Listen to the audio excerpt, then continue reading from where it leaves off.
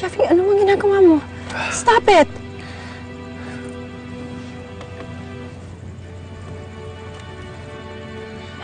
Anak, nagpapakasira ka na talaga ng sarili mo nang dahil lang sa Pepay na yon?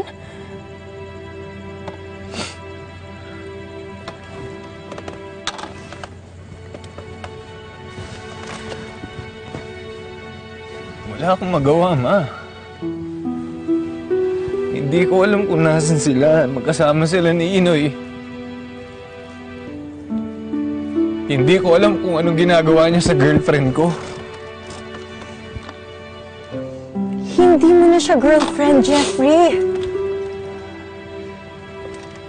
Kung pwede ko lang burahin ang nakaraan mo, ginawa ko na. Hindi ko alam kung bakit ka na in love sa babae na yun eh. Eh, katulong lang naman siya nila Lorraine. Ma, ginawa lang katulong siya ni Tita Nurin. Pero magkamag-anak sila. So what's so special about her? Ma, nung una ko nakita si Pepay, alam kong gusto niya ako. Alam kong kailangan niya ako sa buhay niya. Nakita ko yun sa mga mata niya, Ma. At walang ibang nagpahalaga sa akin kung hindi siya. Binigay niya yung oras niya sa akin, yung panahon niya sa akin. Pero ikaw, wala kang ginawa para sa akin. Lahat kayo iniwan niyo ako. Sir Jeffrey. Huwag mo akong hawakan, Ma. Pero anak, iniwan ka rin niya. Iniwan ka niya, pinagpalit ka niya dun sa kauri niya. Hindi niya gagawin sa akin yun, Ma. Kung hindi siya inalayo sa akin ni Inoy at ni Amanda.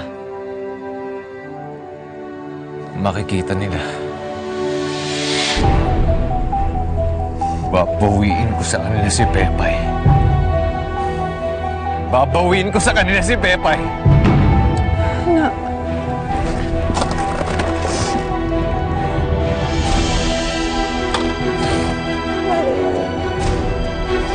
Babawiin ko sa kanila. Babawiin ko sa kanila si Pepay! Tama na.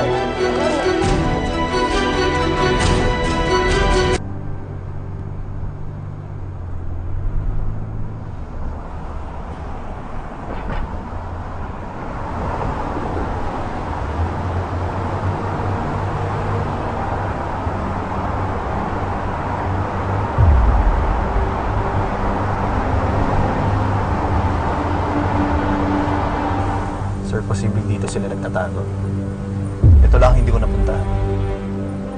Malayo yung lugar na to sa lahat ng barangay dito.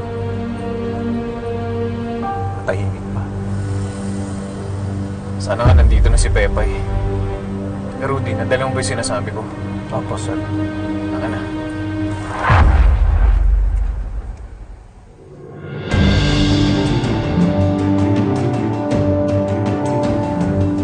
Saan yung magagawin?